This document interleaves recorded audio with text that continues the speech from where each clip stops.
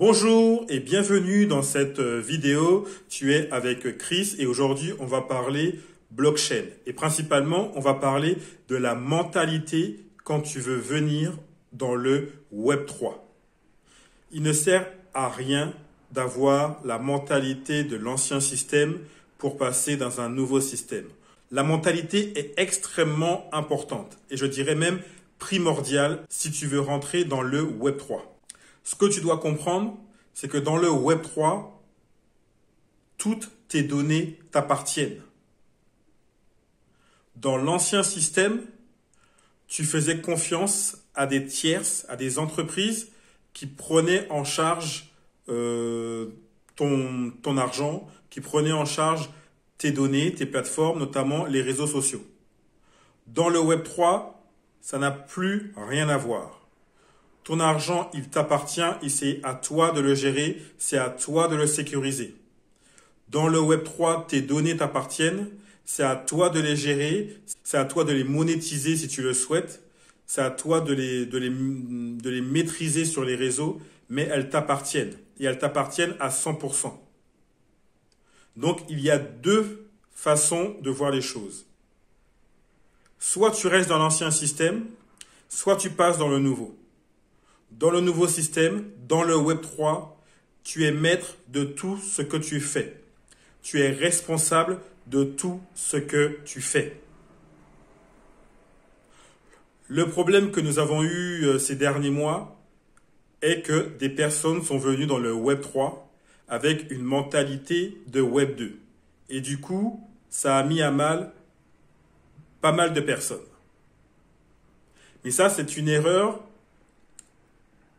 qu'il ne faut plus faire, qu'il ne faut pas faire et qui n'aurait même pas dû être faite si il y avait une mentalité qui avait changé. Mais le problème, c'est que les gens sont restés avec la même mentalité et ils sont venus sur cette nouvelle technologie avec la mentalité du Web 2. Le Web 3, tu es propriétaire, tu es responsable. Et si tu es responsable, donc tu dois maîtriser le risque. Tu dois maîtriser ce que tu fais. Tu dois mettre tes pions d'une manière responsable et gérée, c'est-à-dire maîtrisée. On ne met pas son argent sur des plateformes centralisées et les laisser dormir. Dans le Web 2, dans le système actuel, nous avons des banques où on met notre argent et on peut laisser dormir. En espérant, bien entendu, que la banque ne se crache pas. Mais dans le Web 2, l'avantage du Web 2, du système actuel, c'est qu'il y a des gros pare-feux pour éviter que le système tombe, même s'il est en train de s'effondrer tranquillement. Mais il y a des gros pare-feux. Dans le Web 3, ces pare-feux n'existent pas. Donc, cette mentalité-là, elle doit changer. Tu es responsable de tes fonds. Tu es responsable de ce que tu fais. Donc, si tu mets ton argent sur une plateforme centralisée, tu ne connais pas les personnes, tu ne sais pas quel est le but final de cette personne, elle peut te tromper et elle peut partir avec la caisse. Tu te retrouves sans rien et tu n'as pas d'assurance. Donc, la mentalité, tu le comprends bien, doit changer. Il y a de gros avantages sur le Web 3, mais les avantages, tu ne peux les comprendre seulement si tu changes de mentalité. Si tu ne changes pas de mentalité, tu vas te faire avoir. Et tu auras perdu tout ton argent, tu auras perdu toutes tes données.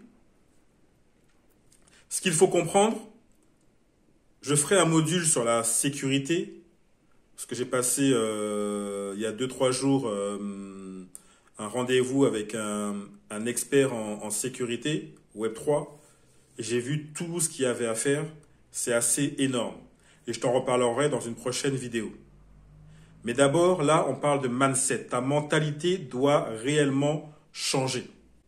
Dans le Web3, il y a une partie centralisation, où il y a des exchanges centralisés, où, quand je dis centralisé, c'est qu'il y a un établissement avec une adresse, la société, elle est là, et tu mets les fonds dans cette société. Mais comme je te l'ai dit, tu ne connais pas la finalité, tu ne connais pas l'ambition du dirigeant, et il peut partir avec la caisse. Comme ce que nous avons vu avec FTX et d'autres sociétés. Mais il y a aussi la décentralisation. Et cette décentralisation, il faut la comprendre, il faut la maîtriser. Et d'ailleurs, moi, j'encourage toutes les personnes que j'accompagne sur la blockchain à aller sur la décentralisation. Pourquoi la décentralisation? Parce qu'en fait, c'est très simple. La blockchain est décentralisée. Quel est l'intérêt d'avoir une blockchain qui est décentralisée et de centraliser quelque part? Quelque part, il y a quelque chose qui ne va pas. Si la blockchain est décentralisée, ben faisons le maximum de choses décentralisées. Ça a du sens. Sinon, on y a un contresens. Et c'est la raison pour laquelle beaucoup de gens ont perdu des fonds parce que leur mentalité n'a pas changé. Mais il faut changer cette mentalité. Si tu viens sur la blockchain, il faut penser décentralisation. Et donc, il y a des plateformes pour cela. Je ferai une autre vidéo par la suite pour te montrer comment ça fonctionne, la décentralisation, pour être maître de tes fonds, pour comprendre ce que tu fais, comment sécuriser tes fonds sur la décentralisation, qui est un marché qui est pareil que la centralisation et qui t'offre les mêmes services. Donc, vraiment, c'est vraiment l'idéal. La centralisation aujourd'hui sur la Web3, il faut la voir d'une manière de soutien. Sur la blockchain, il y a des tokens. Ces tokens sont basés sur des projets. Ces projets ont besoin d'avancer, ils ont besoin de fonds. Et c'est à ce moment-là que l'on parle de centralisation. Pour qu'une entreprise puisse avancer et se développer sur la blockchain, elle a besoin de fonds. Donc elle a besoin de récupérer ces fonds à un endroit, les sécuriser, les faire tourner pour faire tourner le business et que le projet se développe.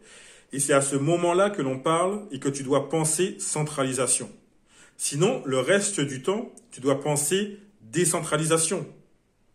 Sinon, ça n'a pas de sens. Le Bitcoin est décentralisé et il se porte bien.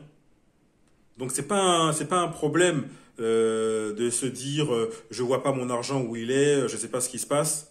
Le Bitcoin se porte bien, il est décentralisé, tout va bien. Tu peux en acheter, tu peux en revendre. Ce que tu dois comprendre, c'est que la décentralisation est aussi importante que la centralisation. Mais c'est pas la même chose. Tu ne fais pas la même chose dans la centralisation et tu ne fais pas la même chose dans la décentralisation. Même si la centralisation te donne les mêmes services que la décentralisation. Mais pour ta propre sécurité, tu ne peux pas faire la même chose dans les deux domaines. Tu as des plateformes centralisées sur la blockchain qui t'offront des services. Mais pourquoi faire? Parce que tu peux le faire exactement et tu peux le maîtriser sur la décentralisation. Et c'est mieux parce que du coup, la décentralisation, c'est toi, c'est ton argent est sur la blockchain et tu la sécurises. Et le seul moyen de récupérer, c'est d'avoir, bien entendu, ton wallet. On en reparlera aussi dans une prochaine vidéo, mais ça, c'est extrêmement important. La centralisation, tu l'as bien compris, il faut le voir pour les projets que tu supportes et auxquels il faudra holder, sécuriser pour permettre que le projet se développe et avoir des retours sur investissement sur ça. Mais sinon, sur la blockchain, la centralisation ne va pas beaucoup plus loin que ça. Tu peux faire tout le reste sur la décentralisation. Donc voilà ce que je voulais dire rapidement sur le mindset quand tu viens sur le Web3. Si tu as des questions, tu peux les mettre en commentaire, j'y répondrai. Mais je ferai une vidéo prochainement sur la clé Ledger que tu dois avoir, extrêmement important. Sécuriser ses fonds, la sécurité qu'il faut avoir sur Internet et sur le Web3 notamment, extrêmement important, et d'autres vidéos à venir. Donc n'oublie pas, je suis sur YouTube, donc il faut faire tourner l'algorithme. Donc j'ai besoin d'un pouce bleu, j'ai besoin que tu t'abonnes pour montrer à YouTube l'intérêt de cette vidéo. Merci de m'avoir suivi, abonne-toi à la chaîne et je te dis à la prochaine. À plus, bye.